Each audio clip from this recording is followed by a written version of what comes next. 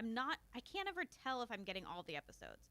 Some shows seem to have all of them, and so I think that it's the show is deciding that. But then right. I don't know, because I don't know. I'll have to go look and see if all of ours are on there. I'm pretty sure we don't have 35 shows on there, so that and we're not choosing that, so maybe not. I don't know. It's very strange. Cool.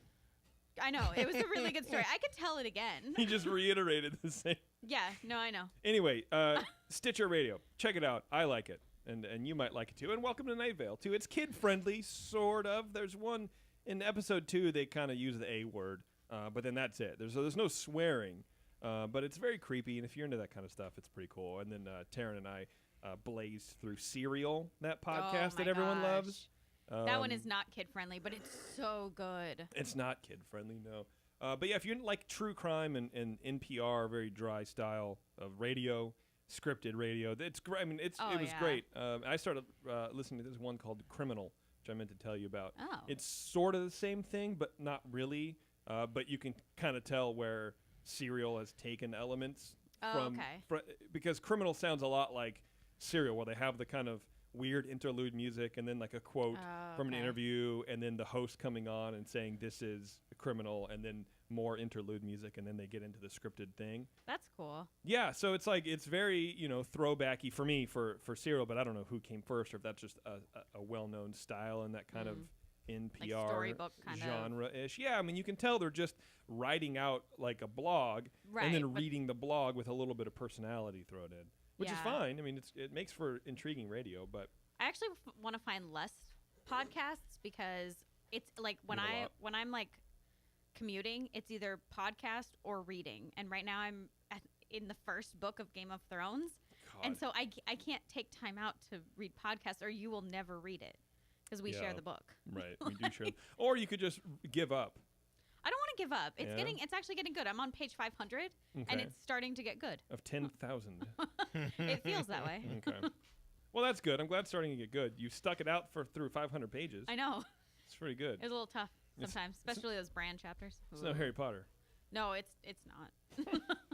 If you have feedback on the show, send it to Taryn at earsup-podcast.com, or you can go on the website there, and we have a comment section. You can shoot us a comment. Any compliments you have, you can go to Terrence. Anything else comes to me. I haven't gotten a single compliment. I haven't gotten a single anything else. Yeah. So what does that tell you?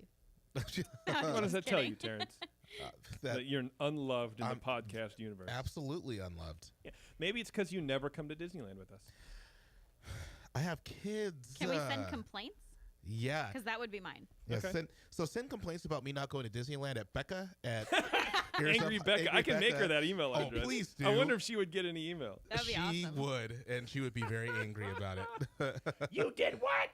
It's not that bad. Why are you so angry? Don't forget to check us out. Social media, Facebook, Twitter, Instagram, Pinterest. Yeah. Head over to our blog, our website, because not only do we have a blog in addition to our archives, which is much easier to read now because Taryn installed this like archives filter or whatever. So there's an actual a page called archives that lists all of our shows with the show titles. Because in the past it was too hard. I couldn't really figure it out. So I don't know if that's deterred anybody from going and checking those out. But that's a cool new feature. Support Ears Up via the Amazon link. If you do any shopping via Amazon, click that link first and then bookmark your Amazon landing page because our little code is kind of hidden. Well, it's not really hidden, but it's embedded in the URL.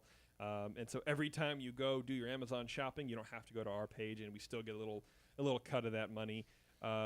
Recurring donations. We have a few recurring donors. We had Greg. Do you have Greg's thing? Yes. Okay.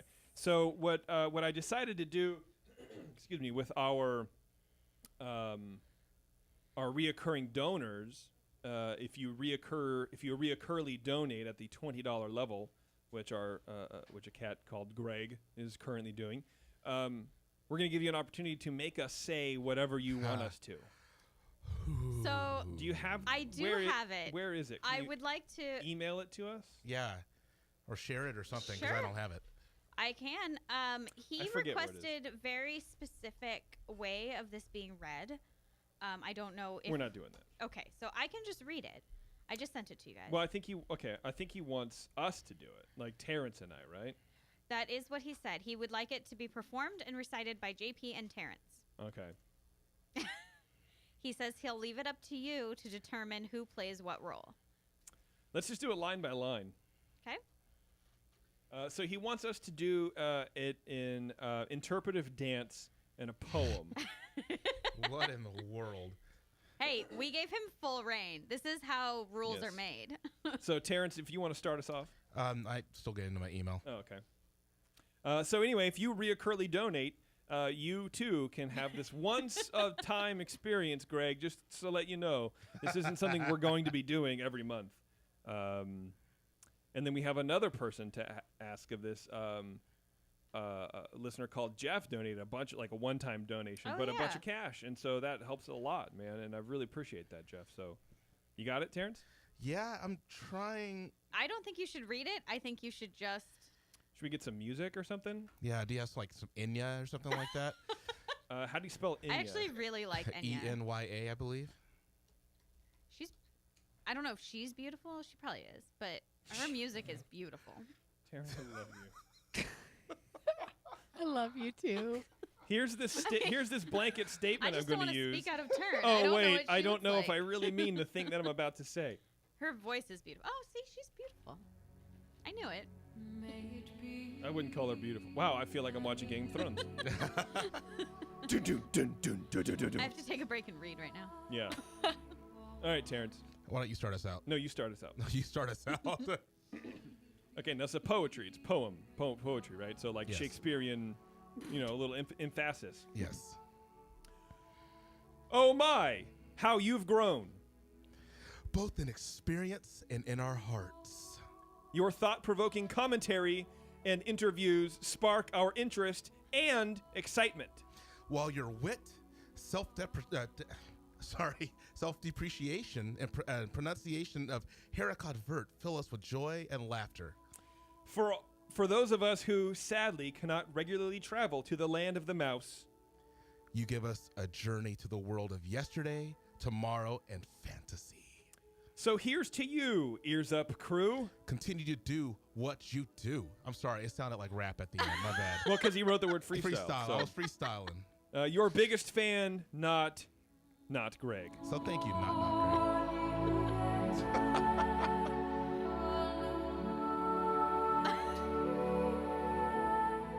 We need to put this on the blog. We need to not put this Sure. on the blog. It's a great poem. It's a beautiful poem. I felt weird talking about ourselves, though. I did. You're I agree not. with You were reciting a poem written by Greg. I agree Right. with everything he Not said Greg. too. Right. Greg. What?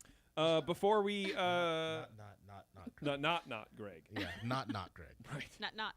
I also want to tell you guys about a venture that we've started called Cov Ears, and it's something that Taryn and I have been working on behind the scenes for a long time. Terrence has thrown in with some ideas, and it's been really cool. It's called Cov Ears, like covers for your mouse ears, Cov Ears. So you can go to getcovears.com. We're on Twitter. We're on Facebook.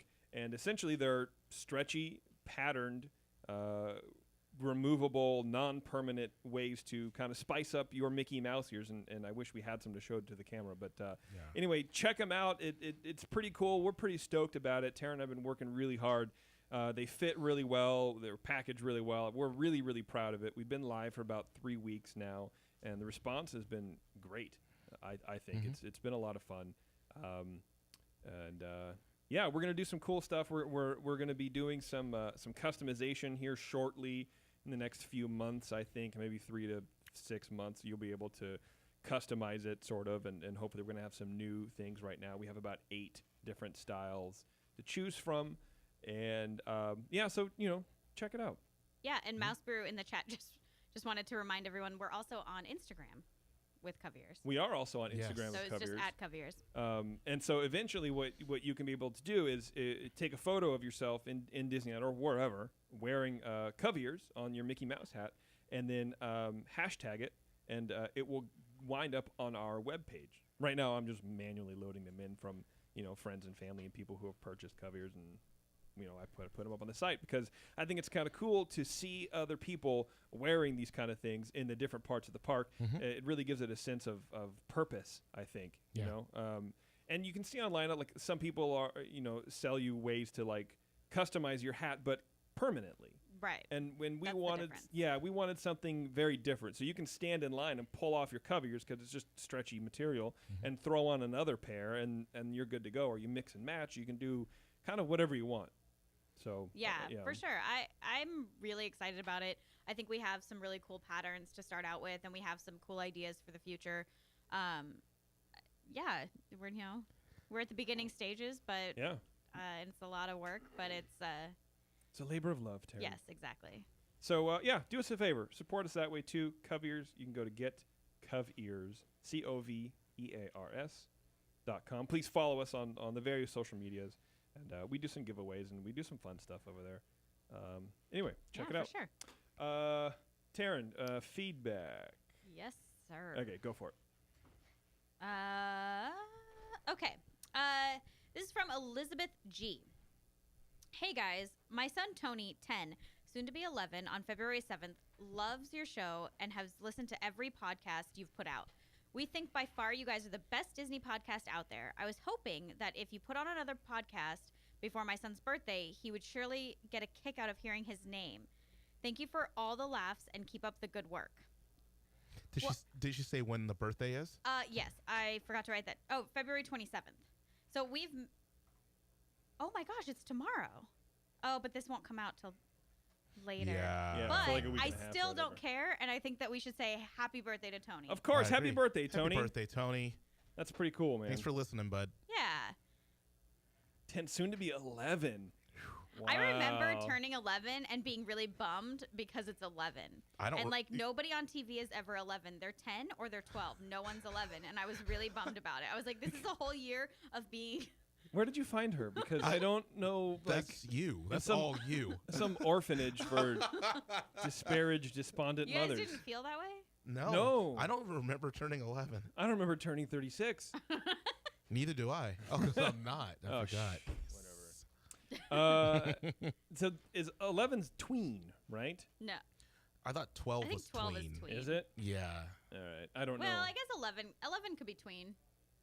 I have no idea. Why are you all looking at me? I don't know. Kinda, you have things to say sometimes. I don't. Aren't you the closest one to that age? I am. Oh, yeah, Huh. you are.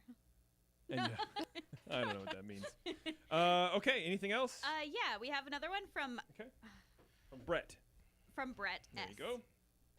Hey guys, and the woman whose mic suddenly will turn off occasionally. I'm pretty sure that's me. That is you. I am as well. All right. So, sorry. Go ahead. Hilarious. Thank you. I as well am a huge yes caps. He put that in caps. Disney fan and love the podcast, which I stumbled upon looking for other Disney audio entertainment. Everything has been awesome to listen to and motivates me to go to the park more often. Nice. Perfect. I'd really like to share with you some photos I've taken of the parks and really hope you enjoy them. Don't worry, it's not a sales pitch or anything unless you really want to buy them. But really, please enjoy and keep up the amazing entertainment to what accompanies me to work every day. Your friend, Brett. And this is at... Schoenwald, Taryn. Thank you. Jesus.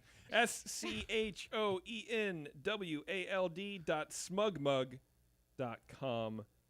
Probably / Disney, but I'm not entirely sure. Yeah, check them out. They're cool. It looks like HDR photos and just real neat photos of the park, man. We'll put the link on the blog. It's a little bit of a longer one. Yeah. And hard to spell. And hard to spell. And hard to say. It's fine. Brett, thanks, man. I appreciate it. Okay, let's get Steve on the line, which I didn't give. We don't have Steve's phone number to Beverly so she can do this, do we? No, I can get it right now, though. No, we don't. Okay, perfect. We're flowing. We're doing it. I probably shouldn't say it on the air, right? You probably Most likely no. 415 Yeah. 847. That's not a real phone number. But yeah, keep in mind, guys, if you want to give us a call and talk to Steve and ask him some questions, man, I think it should be pretty fun. I've never known anybody to be a performer. That's actually not true. Our friend Push, our friend Charlie, who was here last time we did the shows, his wife used to be the ostrich. Yeah. Among that's other right. things, yeah. She's always dancing down Main Street. I think she's kind of reliving that moment. She's like trained to do it. She's forced to do it. Yeah, for sure. But it'll be cool because there's so many questions that I have, like, just I mean, just working on the front side of Disneyland, much less the back side of I mean, that's not what he does, but Yeah. Well, and also, like, for those in the chat, there's a few people in there now. If you guys have questions that we don't cover, make sure you throw them in there so that we can make sure that we get all those answered. Yeah, absolutely. You know, who knows? We have some. I think we'll have it pretty good. We're trained professionals at this point. We're trying to get Steve on the line here, but I think we're having some technical Well, we difficulties. also have, like, a small announcement that we're going to be in the I guess when this never mind. When this airs, we'll be done. But we can still talk about it now because we're live. You yeah, know, that's who true. cares? We are going to be in the parks actually almost all of next week, like Sunday night through Thursday morning. Yeah, we are. Oh, no. Not we. Oh, not you. I hung up on him on accident. My bad. Sorry, Bev. Please do that again. Uh-oh. I fat fingered it. Instead of hitting the first line, I just hit line 1 and 2. And apparently the stupid machine. Yeah, it was totally the machine. Yeah. That thing is dumb. You should just pour water on it. You ever notice how, like, with technology and stuff, we always just end up blaming the machine? Yeah. And it's not ever user error, or we go like, hey, 10 years ago I would never be able to do this, or 5 years ago I'd never be able to do this, but now I can't. My life can't be complete unless I do this thing. I read something that said if you were able to buy all the technology in an iPhone in 1991, it would have cost you like $3.5 million. Like, that's eye-opening to Wow. think about that, but yet we still get mad at technology. Right. I don't Strange, understand. yeah. It's very frustrating because we're perfect as human beings. We are. Yeah. Well, at least I am. I took the slack for you hanging up on him. But now you didn't. Yeah. Oh, I appreciate that, oh Bev. wait. Steve, are you with us, buddy? I'm here. How's it going? It's going pretty good. Sorry about that. That was my Okay. fault, as much as Beverly wants to cover for me and then blew her own cover. It's all good. No worries. No worries. I get it. Sometimes the cheek hits the computer screen or hits the sensor, and That's true. I face rolled everything, and it was just terrible. yeah, or blank text messages and black Instagram, butt dials, all that. I get Right. it. Yeah. It happened. Yeah, you're a fan of technology. I'm sure that's just, it's very weird, man. Some of that stuff just happens, and then we get so mad when it happens. Like, why?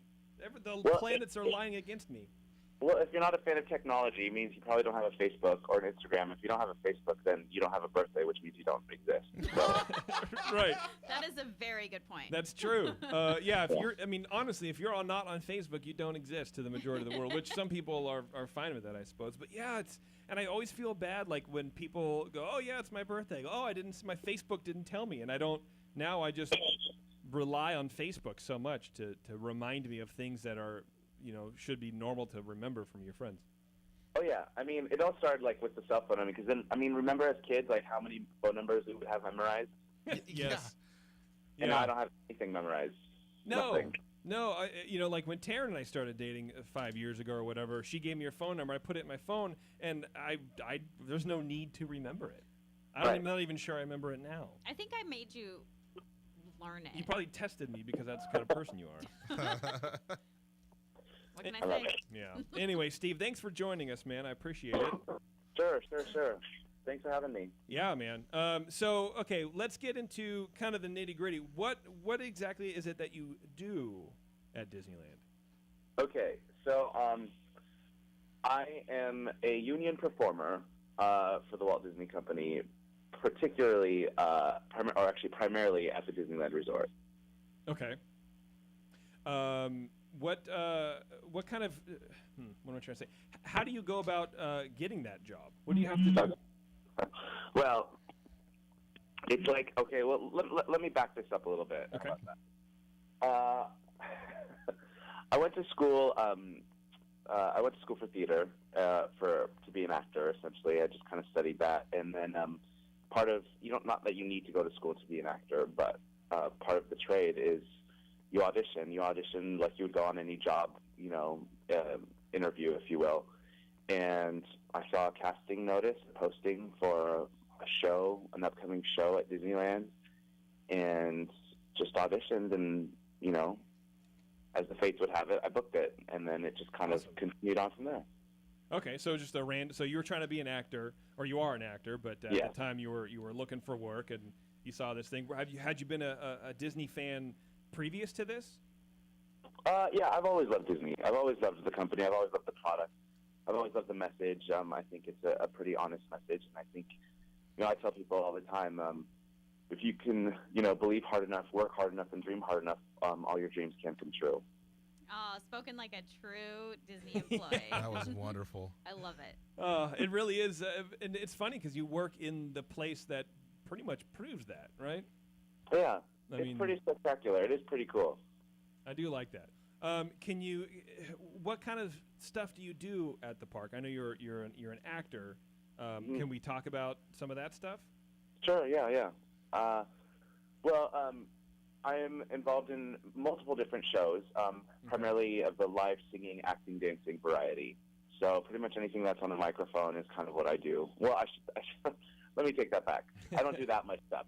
But I do a variety of different shows, which involve live singing, acting, and dancing. Okay. I imagine that's multiple shows a day. Correct. That must get tiring. So is that just shows, or is that parades and shows? Like, is that just like all encompassing? It's just shows. I mean, there's what a lot of people don't understand. I get this question a lot. It's like, oh, so what do you do at Disney? I go, I'm a performer. Oh, what parade are you in? Or, what character do you portray? And then that's why I get really specific with it. I tell people I'm a union performer, but that just confuses them more. So, Gotcha. The way it works is you have different departments.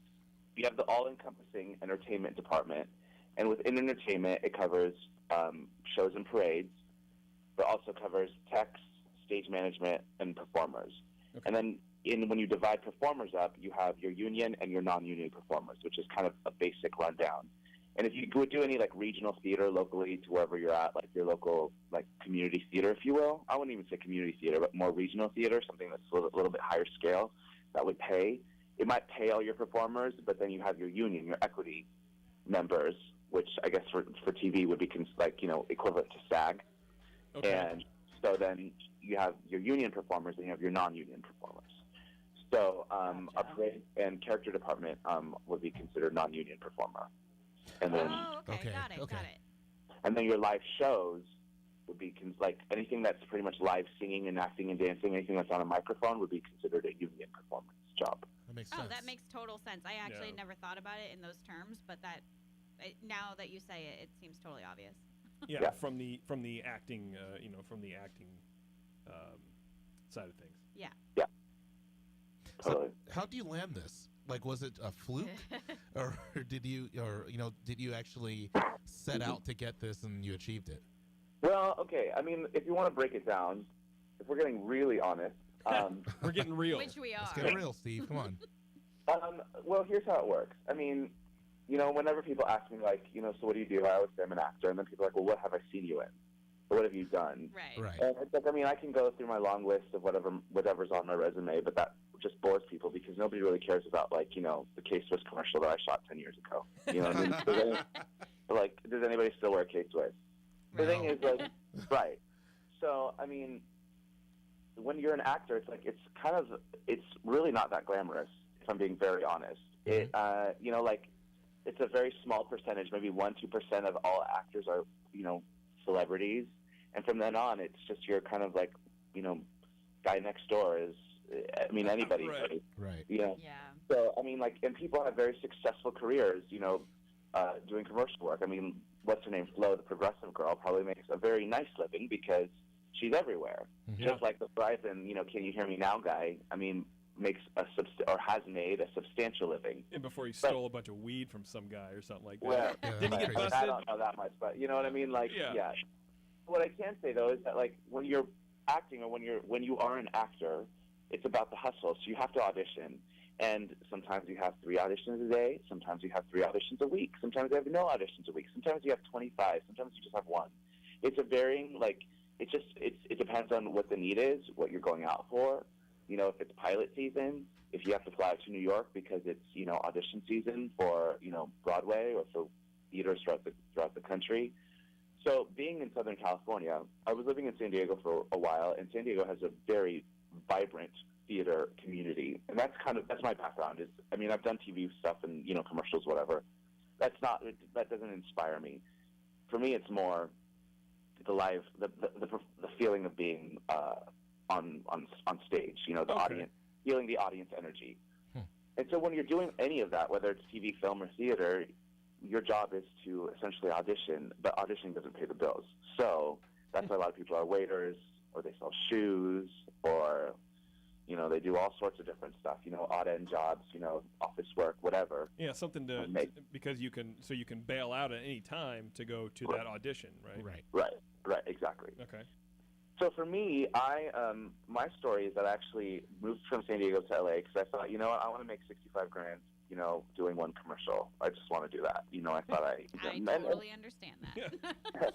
And most people can do that, and some people do, and some people don't. You know, it's just kind of like the luck of the draw. It's just how the business is. And I had previously, prior to moving to LA, I had actually spent 8 months working for the Tokyo Disney Resort out in Japan. Wow. Being in a show. And so I had some connections with the casting directors at Disneyland Resort. And I sent a casting director an email saying, "Hi, it's Steve. And, you know, we've met, whatever, blah, blah, blah. I'm now in LA. I'm not in San Diego anymore. I'm closer to Disney. If anything happens, if anything comes up, please feel free to keep me in mind for any upcoming projects." And the casting director responded, said, "Great, awesome." And then about 30 minutes later, the casting director said, "Hey, do you have any video of you singing or speaking in Spanish?" I grew up bilingual. My parents are from South America. And I went and found some, like, script online, some, like, Spanish Disney script, something, like, you know, I found it online, and I popped up on my computer, and I just, you know, turned the webcam on, and I filmed myself singing some Disney stuff in Spanish. And I sent it to her, to the casting director right away. And about 2 hours after that, I got a response, said, "This is perfect. I'll go ahead and forward it to the director." And the following day, I had an offer. Wow. Nice. So, with the offer, it was just a temporary gig. They weren't bringing me on as a cast member, but rather as just kind of, what do they call them? I can't even think of it right now. Anyway, just like as somebody who's like a temporary artist, if you will. Okay. Was the job in Spanish, or they were just testing? They just wanted to see. They just want to check it out. They needed a bilingual host. They needed somebody who spoke English and Spanish. Okay. And they brought me on as a contractor, if you will, and you know, like an individual employment contractor, if you will. So I learned the show. It was for the Tomorrowland Terrace stage over there. It was in the summertime. It was just something that was going to happen summertime. It was they would bring in local radio DJs, and the DJs would spin, and there was dancers, and it was just kind of like fun entertainment for the family. And for 2 weeks, they were bringing the local DJ from the Spanish radio station, and so they needed somebody who was going to be there every day of the week and could just kind of host that gig. And so that was me, and I was also the sub for the other guys. There was about 5 of us, I think, cast in that role, split between men and women.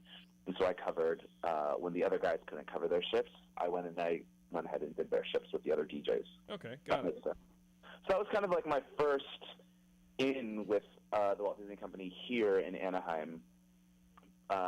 And that's just kind of where it started. Okay. And then once that gig ended, there's a new show that was coming up, Electronica. I don't know if you guys are familiar with it. Oh, yeah. I loved it. Yeah. Yeah, and then I got a phone call asking me to be a sub for that show. They needed another host type character. Is that how that kind of stuff works? Usually, where you start out just kind of filling in for people, and you work your way into like a full-time gig. Sometimes. Okay. When in the past, I think the way the resort worked is that they would hold auditions, and then they would look at the people that they wanted to cast, and they would say, well, this individual is going to have 2 days a week, this individual is going to have 3 days a week, and then this other individual is going to have 2 days a week. And they would just base it right off the audition. But then they would go into a rehearsal process, and they would see talent, that they didn't really consider for actual days. Okay. It's not really fair that we're not considering everybody. So now they cast a show. They go, these are the people that we want for the show, and then we'll bring them into the rehearsal process, and we'll see kind of what they bring at the rehearsal process. And from then on, then they give guaranteed days or not. Okay. Going back real fast for your first gig, at Tomorrowland Terrace. So you said you've kind of been a Disney fan for a while. What was your first day like when you go in for your, I don't know, training, or like your first full day going behind backstage, behind the scenes at Disneyland? Well, that actually didn't happen until Electronica, because once they offered me Electronica, they said, well, now we need to make you a full-time, or not a full-time cast member, we just need to make you a cast member. So now, you're not going to be an independent contractor anymore. You're now going to be a cast member. So now we have to send you through, Disney training, which is traditions and the day of traditions and welcome to entertainment, and that's when you do all that stuff. So when you're not a real not a real cast member, but when you're not a proper cast member, when you're doing that kind of stuff, you don't get the behind the scenes stuff, or you don't get any of that that kind of, I don't know, schooling, I guess, for lack of a better term. Right. They just kind of walk you in and you do your thing and you leave. Excuse me. Yeah, pretty much. Huh. You go to the security guard backstage, you say, hi, I'm expected at such and such place, and you give them your ID, your driver's license, and then they make sure that you're on the computer, and then somebody's there. For me, it was one of the stage managers of the show that I was working on, and she was waiting for me, and she escorted me to where the rehearsals were. I mean, the thing is, like, when you do something like that, they expect you to be, quote unquote normal. Right. Yeah. There's definitely, I would imagine, an air of professionalism that is expected. But I mean, for me, it would be my inner nerd waiting to burst out and just take pictures of everything, or bouncing just around, squeal real high pitched. Well, what I can say, what I'm allowed to say regarding backstage is that, well, let me say this. It is a cool feeling. You feel like you're kind of in on a secret that nobody else really knows about. Yeah. And whether you're doing like your traditions training, or whether you go backstage for the first time, or sometimes when a lot of like high school bands and choirs and dance teams and stuff come to Disney Performing Arts, you see the kids. They're allocated to certain backstage areas, and you just see them with like wide-eyed wonder. They're more enthused or interested in what's going on backstage versus what's actually happening on stage. But what I also can tell you about backstage is that it is cool, like the feeling of being in on a secret. But then once you've seen it, you've kind of seen it. Oh, Sure. yeah. I mean, as a kid, I remember thinking, "Ooh, they must have more magic back there," and there is to a certain extent. But it's the job still. You're still going to work. Right. Yeah, and it's. I mean, you like I said before. I mean, the world of Hollywood is smoke and mirrors. Mm-hmm. Yeah. And so then you're like, oh, now I see how the smoke and mirrors kind of function. Did it ruin anything for you? That was my question for sure. For me, no, not at all. Okay, I love good. it. Cool. Yeah. Cool. I would feel the same way. I keep bugging. We have a couple friends, like I told you off air, that work at the park, and they keep going like, dude, I want to see how this works. I need to know how this works. That's how I am. I need to see how things function. And Taryn is like, I never want to know ever. Don't ever tell me anything how this works, because it's gonna then I'm gonna know, and I don't want to know. And because it'll like ruin the magic for her, or sort of. I don't want to put words in your mouth, Taryn, but like I think that's true. For us, we're different, but with the same intent. Like I want to know how it works because that's the magic for me, Yeah. And I'm just like you. I totally agree. As a kid, I was like, well, how does that work? Even for me now, like, I have friends, performer friends who do Fantasmic. I'm like, how does the dragon work? Yeah. I want to know how that works, because I don't know how it works. And they're like, well, and they try to explain it to me, and I'm like, I don't get it. I would rather not. I need to see it. Let's take it apart one night. Let's just go in and take it apart. Can you talk a little bit about your traditions training? I don't think many people know, too much about that. Sure. If I just can remember. Just real briefly. It doesn't need to be in super detail, but just a little curious about that. It's essentially kind of a history of, excuse me. They just go through like the history of the park and the legacy that Walt left, and what it means to be a cast member, and excuse me, kind of what is expected of your job duties, like to withhold and to uphold the magic and the legacy that Walt left. And some of it is really cool, and some of it is really tedious. Like, it's cool to watch the videos and stuff that they show, because it inspires you and you think, wow, I am actually part of the magic of Disneyland. And then there's other times where you're like, then they start talking about like, okay, we have to go through this because it's safety, They talk about like the different CO2 levels at a certain place backstage. And you're like, I will never come near this ever. So there's that whole part of it. Okay. But then they give you like a little tour of like the backstage area, and you go through the different places. So at least like, okay, well, backstage Toontown looks like this, or like backstage Frontierland looks like this, and now you're not lost, if you will. Okay. Mm-hmm. One of the things that you said was you like being on stage on shows and you're able to feel the energy. If you're able to tell us, what's one of the best memories that you have of seeing people actually get into it while you're on stage? I had a moment last weekend. How can I say this without saying it? Yeah, I know. I because understand. you are contractually bound, I suppose. To you have to keep up the magic. Right. Yes. So I was on stage. I was singing. Okay. And I was portraying a very popular character at the moment, and kind of the character that I was portraying a character who really likes summertime. Okay. Okay. And I Goofy, I think. Yes.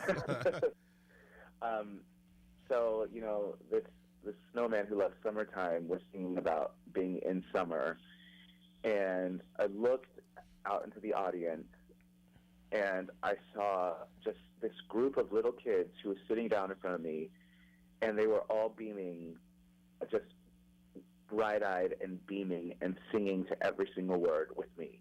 Wow. And I had a moment, kind of like, it's almost as if time stops for a little bit, and you think, wow, even though I might be having a really bad day or a really terrible moment or something personally might be really awful, like this split second of a moment is so cool and it's so incredible. Like there are no words to describe how powerful that moment was for me. And it kind of put things into perspective. It was like, no, you don't do this for you, Steve. You do this for them.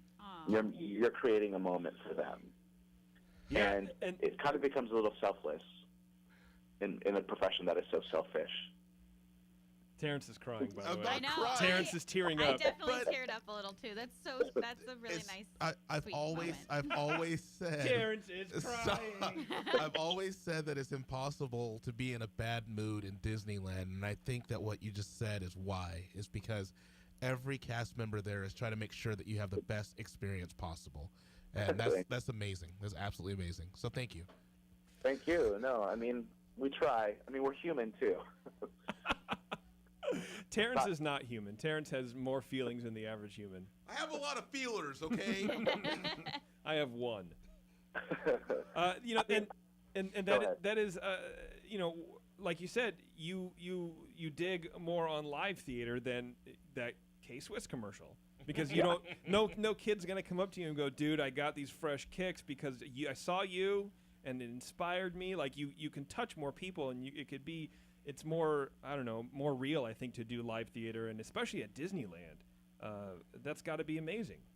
Yeah, I mean, of course I have my own personal goals and aspirations and things that I, continue to pursue in my life. But I always said, and I'm being very candid with you, that I never wanted to be famous.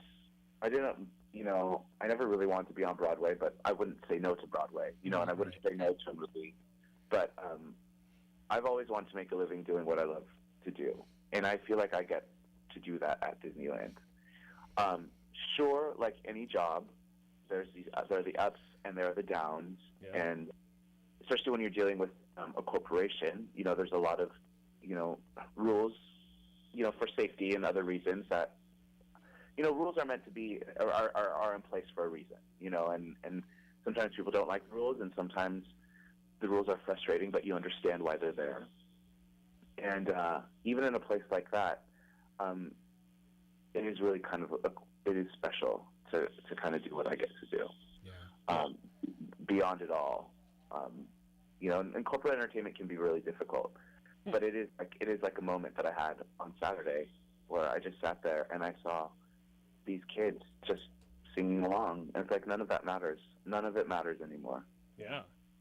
That is I don't know. That's a good feeling. Speaking of everybody else, and maybe there's some rules and people don't like rules. What's the backstage culture like? Is it a big family? Is everyone a super Disney nerd, or a mixture of everything? I think it's kind of a mixture. I mean, the best way I can describe it, people a lot of times ask me what it's like back there, and what I can say is like it's its own village. Okay. And like, and I can only speak for like my department, and it's not even my department, but more like just kind of the shows that I'm a part of. Like when you're in a show with a group of people, like sure, my show, like show by show basis, my casts are different and they are close.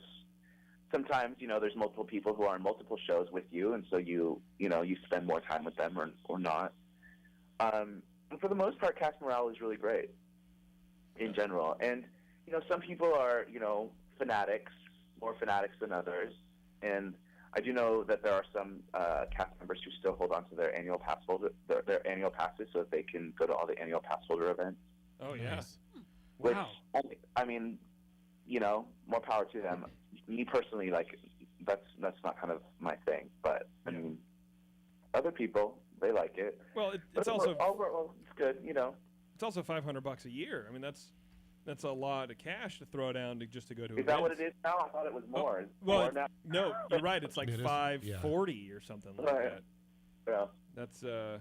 That's a lot of money to be putting down. That being said, we all have annual passes. Yeah. Right. So, Exactly.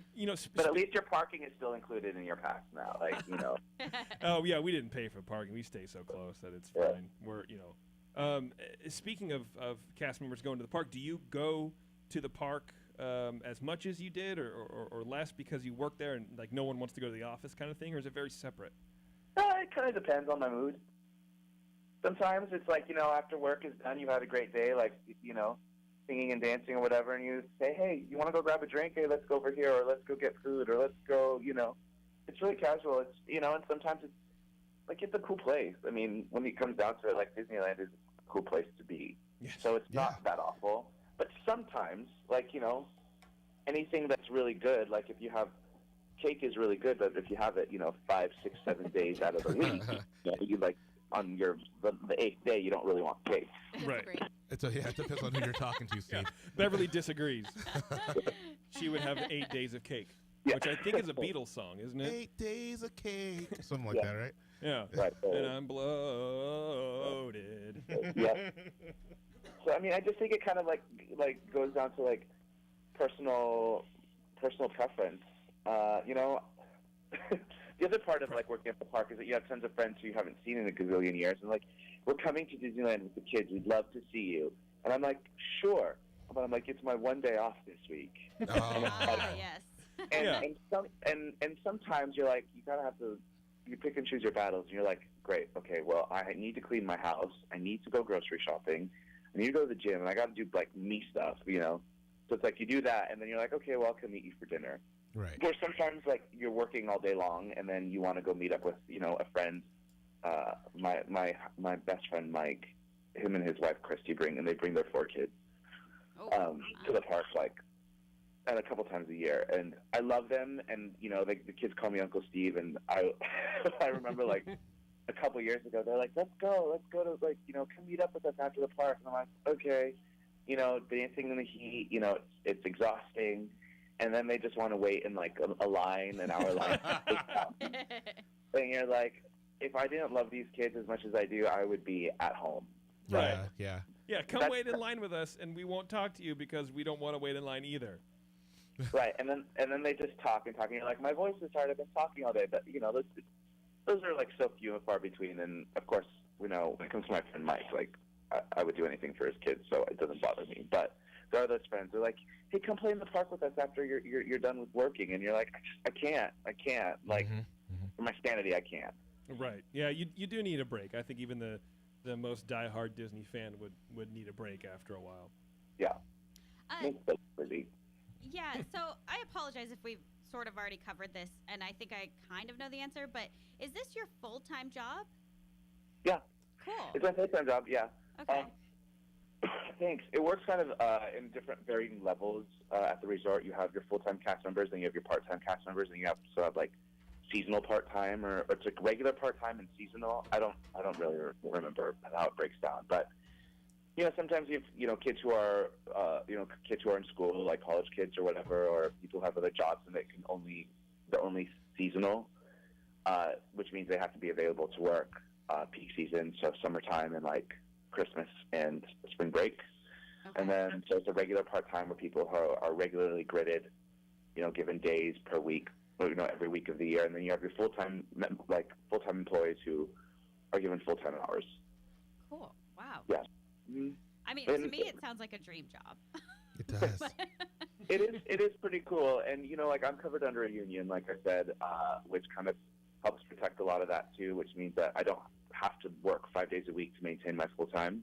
Right. Which is nice because, they kind of understand that as a performer, you're going to be auditioning for other stuff. It's just, this is your full-time job, but you also kind of need to let yourself grow a little bit more too. When you start to kind of get static.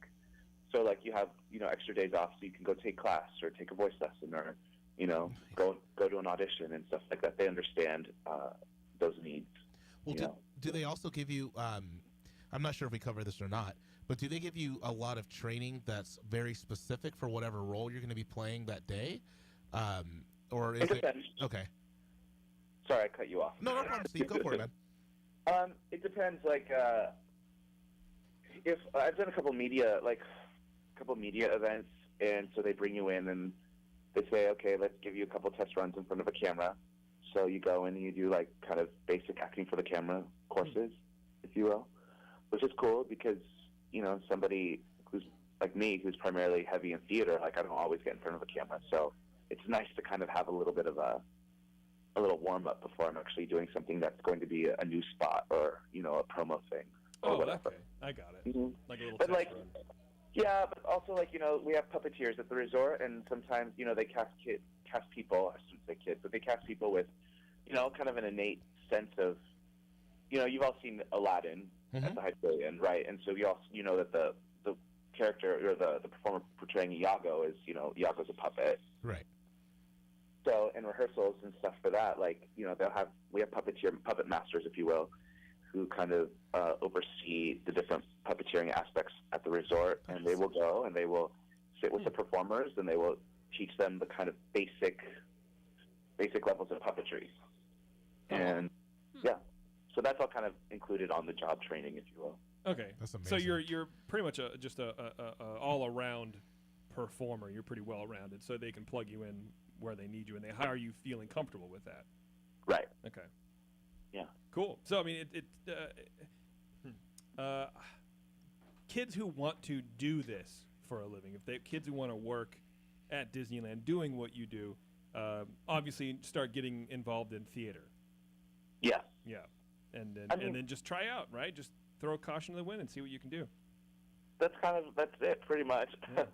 I mean, I was a kid who just, I grew up in church, and I grew up singing, and I grew up playing the violin, playing the piano, and I just kind of always attached myself to music and art and theater and drama. I mean, Terrence probably remembers in PE I was terrible. Yeah. I didn't want to say anything, but yeah.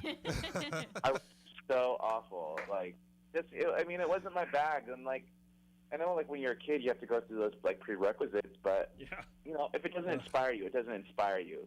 Right. And right. Unfortunately, sometimes now, like, the public school system, like, music education and theater and arts is kind of waning, but if you have the opportunity, how I can encourage parents and children is, like, if your kid shows any sort of inclination towards anything artistic, put them in it. Yeah. Like, put them in a dance class.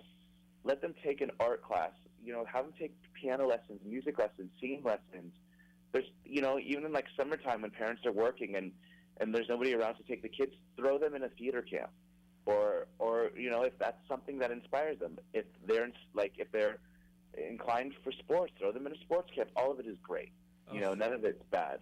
But, when it comes to theater, it's like, put your kids in theater, because ultimately you're not only just like, I don't want to, like, to play down sports, because I think they're great. There's a lot of team building, and of course a lot of physical benefits from it. But when you put a kid in theater or art or in music, you're utilizing so many multiple parts of your brain to make a function happen that it's only going to make them better business people, and better artists, better, just I feel like a lot of humanity is kind of, we're all soul beings. I mean, Terrence said earlier he has a lot of feelings. I mean, like art and music, like it connects people. It's part of your feeling. It's kind of our core. It's what connects us to each other. Yeah. And we need more of that, and we need kids to be able to. We need to let our kids do that. I agree. Absolutely. God, my dad threw me in soccer and baseball for years, and I hated it. It did not inspire me. As you said, it did not inspire me. It was the least important thing in my life. I wanted to draw. I was renting out books. I was like 10. I was renting out like how to draw a comic. I was like, that was my thing. I was super into it. And it was like, no, you have soccer practice. I'm like, I don't want to do it. But and then I did drama in high school, and that really helped me come out of my shell, if you will. Theater does give kids people skills, honestly. And also, team building as a sport, like when you're 5, I didn't learn anything about playing as a team when I was playing baseball or soccer. I was like, because like I need to do this so he can do that. That's my role, and I'm going to do it. I learned more about team building from doing plays in high school than I ever did from baseball. Yeah, I mean, and that makes total sense. I would agree with you. I mean, I'm just trying not to knock sports, Oh, no, sports, I mean, it's important because if that's what you want, and it's important to be active, but, really as parents, you have, I say you people because I don't have kids, as a parent, you have not an expectation, well, yeah, I guess an expectation or responsibility to encourage your child in whatever direction they want to go, whatever it is. And I understand there's one point of you can push your kid to do one thing or encourage them this way. Like, why don't you try soccer for a year? And if you don't like it, you can do something else, because it is important to get out there and kind of learn that stuff, especially in the day and age of iPads and video games and very, sedimentary activities. But if they want to do something else, man, just throw money at it. I love these parents in the Midwest and more now here on the West Coast who get up at 4 a.m. and take their kid to hockey practice when they have to go to work themselves at 8 o'clock. Like that's a dedicated parent, because that 6-year-old is clearly passionate about this, and you just do it. Put it all on the line, man. And there's a possibility that you're going to do that. Like I remember my parents renting basically a keyboard for me when I was a little kid, and they rented it for a year, and I played it for a week.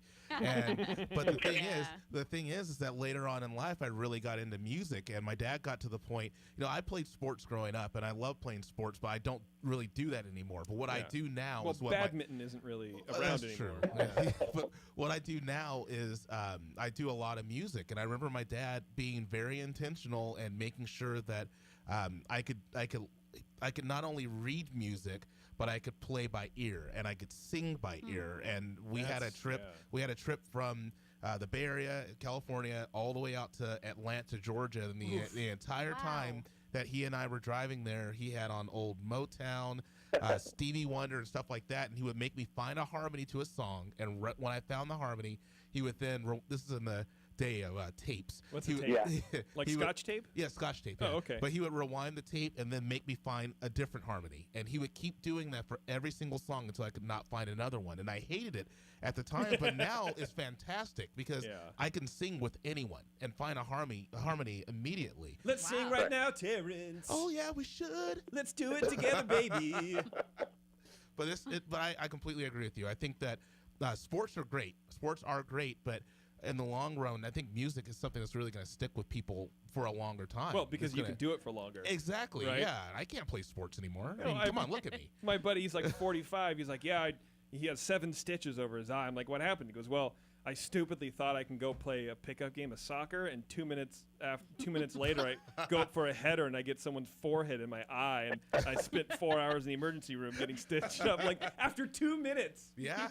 You can't do it. Just go play guitar somewhere. Well, I mean, I think there's a lot to be said about all of it, I mean, and all of it is really important. Yes. I get, Terrence and I went to a high school that was so much about basketball, and and which is great and it's fine, but you know the music department was so nil, it just barely existed. And you know, for me, like, fortunately, I had parents who kind of encouraged. My parents didn't really understand too much, but they encouraged it. They encouraged me to kind of pursue art. They're like, if it makes you happy, just go ahead and do it. Good. And you know, like now, like I look back on life, or let me take that back. You know, I see kind of the high school that we went to, and you know how music has now become a very prominent part of that high school community, which is great. Oh, that's cool. I'm thankful for it, but it's like I remember being a junior. I think I was a senior in high school, and the music teacher, you know, they always did a school musical. They're like, well, what do we do? And I said, we're going to do Fiddler on the Roof. And she goes, we don't have anybody to play the lead. I was like, you got me. Nice. And this is just me, like, being a 17, 16, 17-year-old kid saying, no, I can do it. I didn't know what I was doing. We went out there and it ended up being, like, a huge success. But it's great. I mean, like, great. I'm patting myself on the back.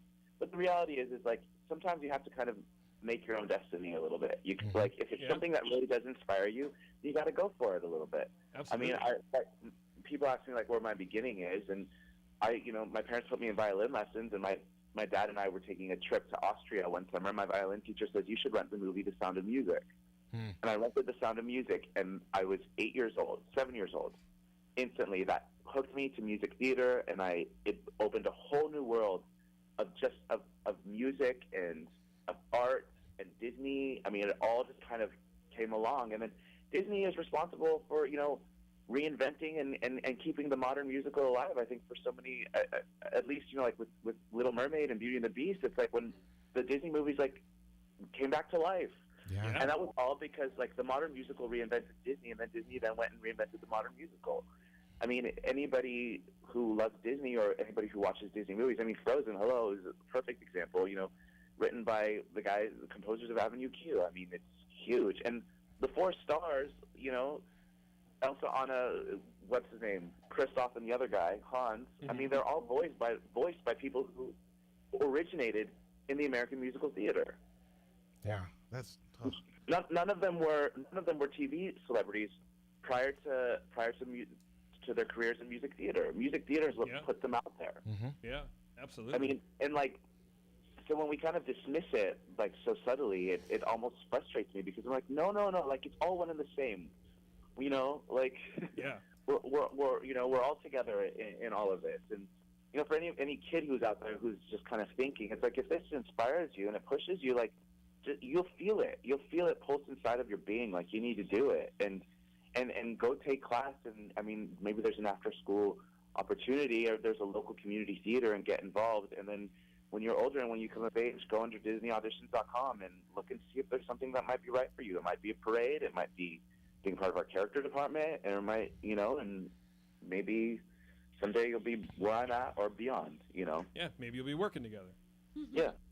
Steve, thanks, man. That's that was a lot of fun. If you have like a couple more minutes, we have like 7 questions that we like to ask our guests here. They're, you know, 1 or 2 word answers, a la the Actor Studio with James Lipton. If you got a couple more minutes, we know we've taken up a lot of your time. Go for it. All right. What's your favorite Disney attraction? Oh, jeez. These are the hard-hitting questions. We softened you up for an hour, and now we're getting right to the meat of everything. Okay. I would have to say at Disneyland, Big Thunder Mountain. Oh. Nice. Okay. What's your least favorite? Oh, jeez. I don't know. I mean, maybe Dumbo, just because, I don't know. Okay. Yeah, That's okay. fair enough.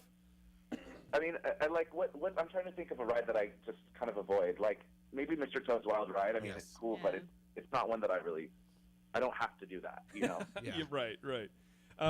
Pie-eyed Mickey or round-eyed Mickey? Round. Yeah. Okay. What old ride should they bring back to the parks? Old ride. Yeah, like a non-existent ride. You know what's funny about that? Maybe the submarines. I liked the submarines. I liked like the creepy like one-eyed mermaids that, you know, would like the face of which would flake off from like the chlorine. Yeah. Me too. You know, Taryn's grandfather was one of the voices on the original submarine ride. Nice. Yeah, Pretty bring cool. it back. Yeah. Get the Green family some some royalties. What current ride should they remove? Oh, I mean, I kind of thought, as much as Cars Land was such a huge success, I thought Luigi's Flying Tires was cute, but it didn't really do a good job of, I don't know, really kind of bringing that part of that land to life. Yeah. But I thought, and so that was always mine, but now they're redoing it and they're making it cool. They just boarded it up like last week. So that would have been my guess. But what they should get rid of? Oh, man. Besides all of Bugs Land. Stop it. Sorry. You know what? You got a point there. Probably Oh! Okay. Probably Monsters Inc. That one's kind of it's kind of sitting there by itself without. There's not a lot of theming over there. It doesn't really Am have I a life. allowed to boo the guests? Yes, you can. Sure. Steve, all of the air just left the studio when you said that. I mean, I like the film, but it's just like whatever. Anyway, okay, what's next? That's fine. Look at that. He's a professional. Let's move along. Yeah. Who's your favorite Disney character? Oh, it's so hard. You have to pick one. One? Yep, you have to. One. No, look. Here's the difference. Here's the deal. I can't really pick one because, like, I really appreciated one when I was a kid, and then there's obviously the classic. You know, out of the Fab Five that you have to choose, and then you have to use like a contemporary one. Nope. Nope. You get one, man. You get one favorite. Okay. I hate sidekicks. I've always hated Disney sidekicks because I think they're a little cheesy, a little over the top. Mm-hmm. And not. I shouldn't say I hate them. I've just never really related to them. Like, Okay. you know, I mean, I feel like they get a lot of play because, I mean, they're popular, like Lumiere and Beauty and the Beast. Like, I mean, if I hear one more, like, you know, Madame and Monsieur, you know, one thing, I'm like, I've heard it. But the sidekick who I totally related to most recently, who I absolutely adore, would be Olaf. Oh. Yeah. Okay. Yeah. I think he's so hysterical. I think he's so funny, and I totally get him. I feel like Olaf and I get each other. Is that weird? No, that's not weird at all. That's not weird at all. And last but not least, if you could travel back in time and meet Walt Disney, what would you tell him? Well, I mean, I could tell him a lot. Yeah. You know, I think I would just say thank you. Yeah. I would say thank you for inspiring a generation of imagination, of generations of imagination. Yeah. Oh, point it. Of Trademark. of inspiring storytelling, and you know, like, you know, Walt even says, like, he built Disneyland as a place where he could you know, share a family time with his daughters. And one of the projects that I'm involved with at the park, you know, we talk about Disney's passion for storytelling, and I always think that that's so important because, you know, Walt was kind of the original author of all of this, and he wrote a story to give to others, but in doing that, that story becomes part of your story, and that's the story that you get to pass on to your children and their children, and then it becomes generations of all of us kind of being a part of this story and inspiring one another. And I think it's pretty cool. That is cool. Steve, that's it, man. Thank you very much. Thank you. I really appreciate it. Thanks, guys. That was It was awesome. fun. All right. Yeah. See you later, man. Thank you. Take care. See ya. Bye. See you later. Bye, guys.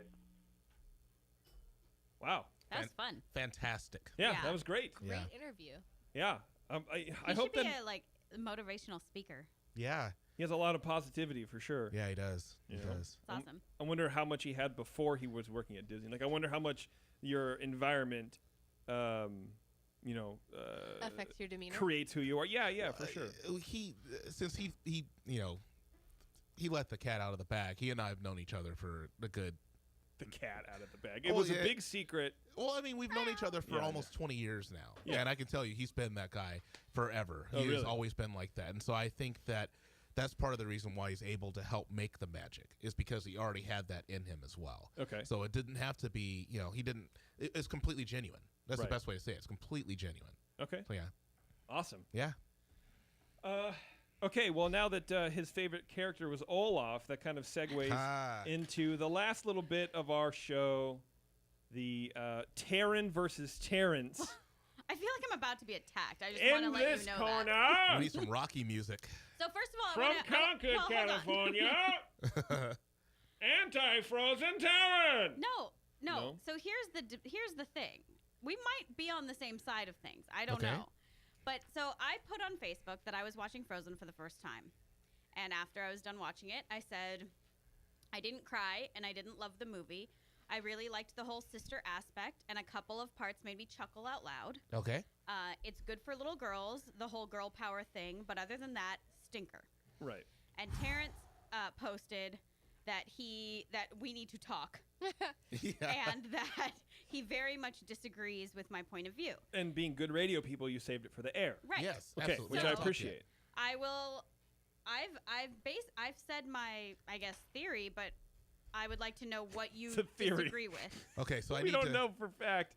It's It's not really my theory. But all evidence strongly suggests Well, that Taryn didn't like no, so I Frozen. didn't really say a whole lot, but he very much disagrees. So Yeah. I want to hear what he says, and I have a very strong rebuttal for what I think you're going to say. Okay. Whoa. She doesn't show Okay. all her hand all her hand at once, man. Snap. Actually, Beverly, do you want to start or do you want me to start? No. You can start. Okay. Since I'm not really a part of this, I have a couple things that I will probably interject here and there. Okay, let's go with this. Let's go with it. Is good for little girls. Now, I need to ask you, ma'am. Yes. When you say it's First good. of all, don't call her ma'am. Well, I'm trying to be as Rude. professional and as That's not polite as professional, that's possible. rude. Okay, Madame. can Miss. Miss. Always go with Miss. Miss Taryn. Mistress. Yes. Thank you. When you say it's good for little Gotcha. girls, are you saying that it is good for just little girls? Or are you saying the girl power, quote unquote, aspect of the movie makes it a great movie for girls? So is it primarily for girls, or should girls just watch it because there's a lot of girl power going on? Well, I would say one that you're reading way into what I said. I'm not reading into it. I'm asking questions, Miss. Miss House. Miss. I've been on jury duty, so I'm talking like a lawyer right now. I wasn't saying that it's just for girls at all. No. Okay. It's certainly geared more towards girls. I think so. Yeah, the two main characters are female. Yeah. It's about sisterly. Well, the movie's I'm about saying that- women. I'm saying that to Terrence. Right. Because Okay. he looks like he has Emotions. opinions. Terrence Feelers. has feelings and Terrence has emotions. I do. I am a big ball of emotions right now. Okay, continue, sir. Okay. Which parts made you chuckle out loud? I don't remember. They weren't that great. I'm going to pass to Beverly for a Can second. I just read my rebuttal? Yes, you can. Okay, this is just basically my theory that I wrote. I got a little. I like how Taryn's thoughts are only and- theories. wait, and They're then not it was- opinions on what she And then it feels. was notarized. Yes. No. It's. I had our lawyer come over and he. Dictated, not read. Yes. I was gonna just bullet point it, but I'm just gonna straight up read what I Okay. wrote. And Straight I up. am standing for everyone listening in podcast land. Right. You'd be able to see, but the camera's stupid. Yeah, camera's been All right. broken and stuck on me for an hour and 13 minutes. So Sorry, guys. Sorry about that. All right. Many people have criticized Frozen for being faux feminist. While its blinding message is sisterly love, some argue that its actual message is a woman in power, quote unquote, is a threat to the world, unquote. Elsa could handle her power because, Elsa could not handle her power because women cannot handle power, and in fact, wasn't able to manage her power until another woman stepped in, alluding that it takes two women to do what we've seen one man do in the past. What? Where did you get that from? What in the...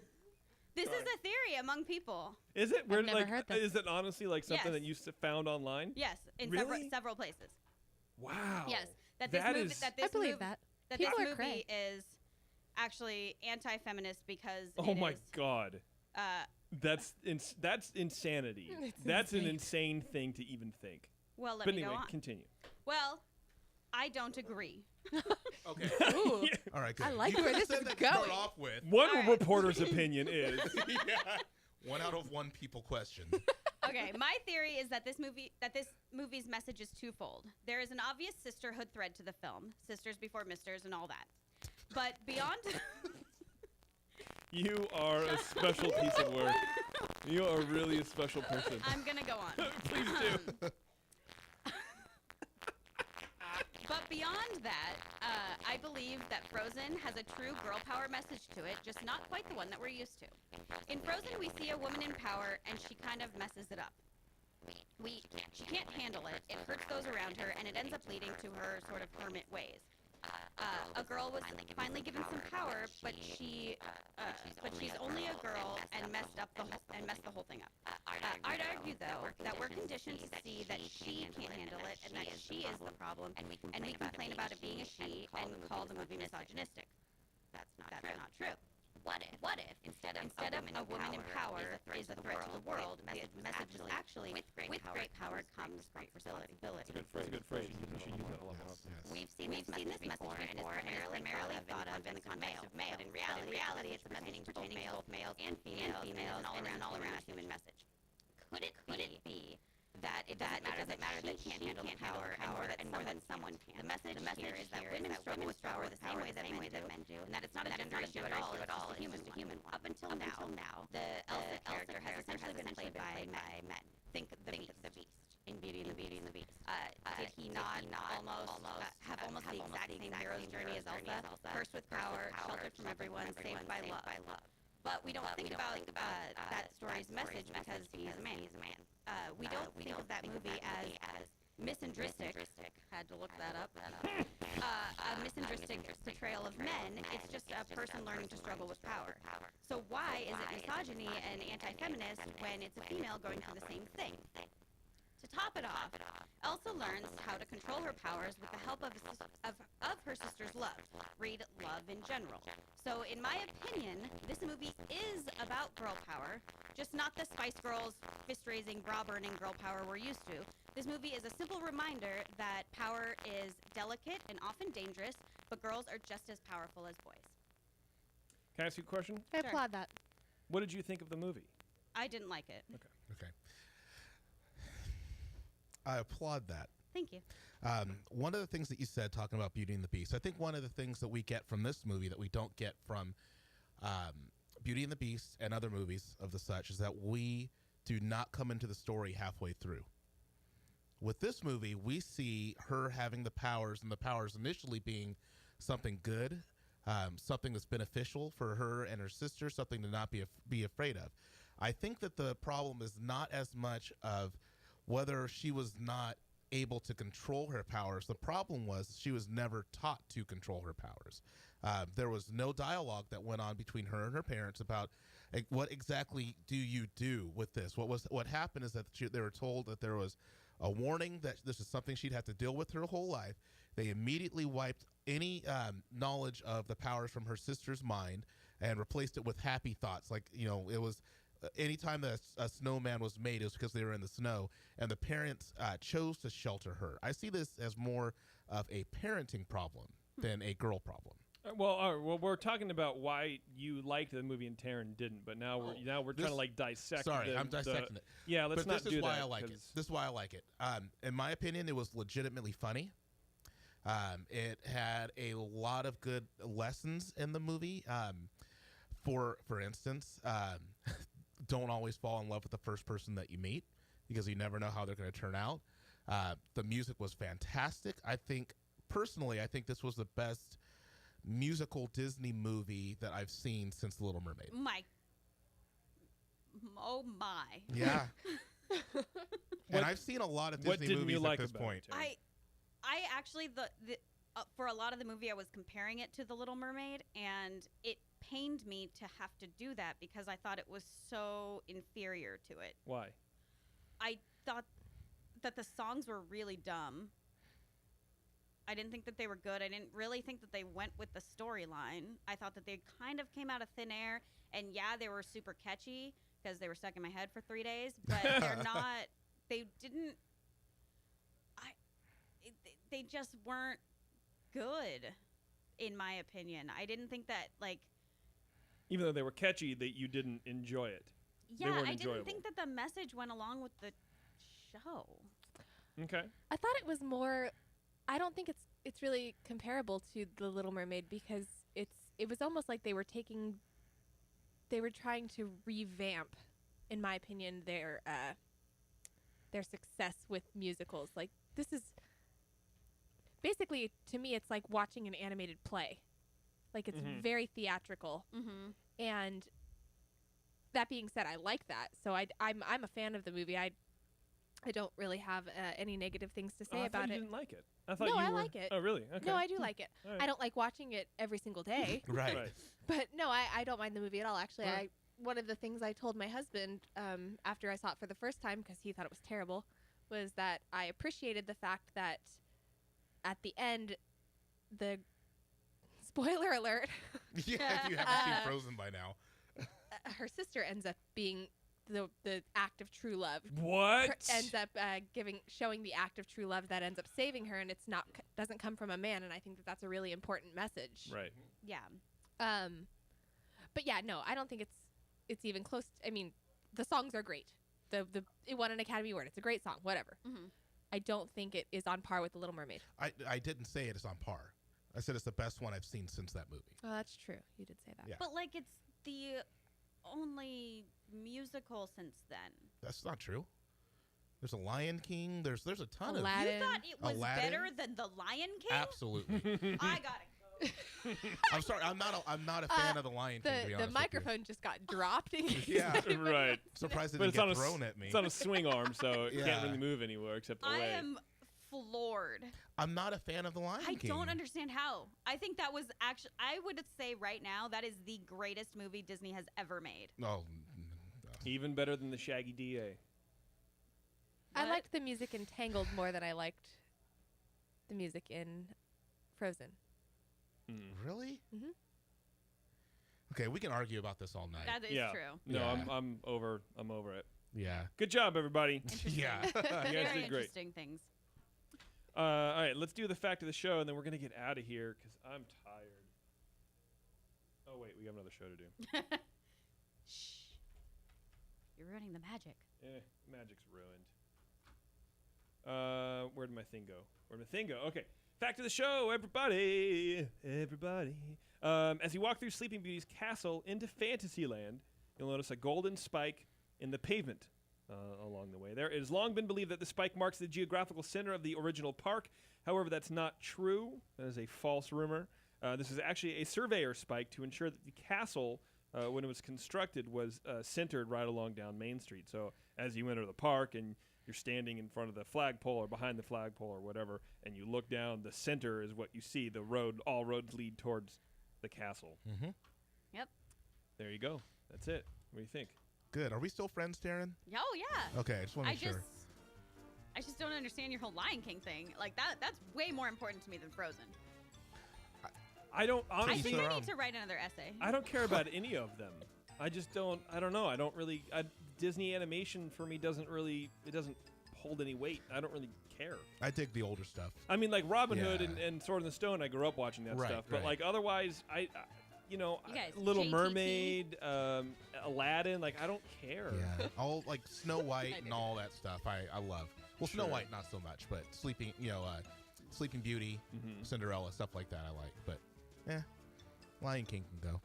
Lion King and Bugs Land can both go. Oh!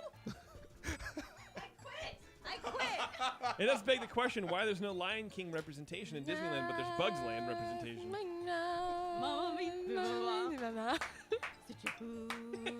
I don't know what they say there, so I'm just making sounds. Good job.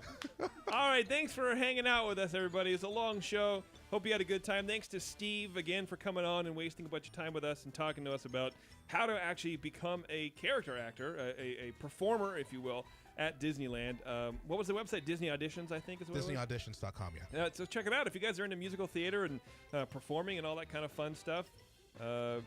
Check it out. Follow your dreams, as Steve said, because you never know where you'll end up.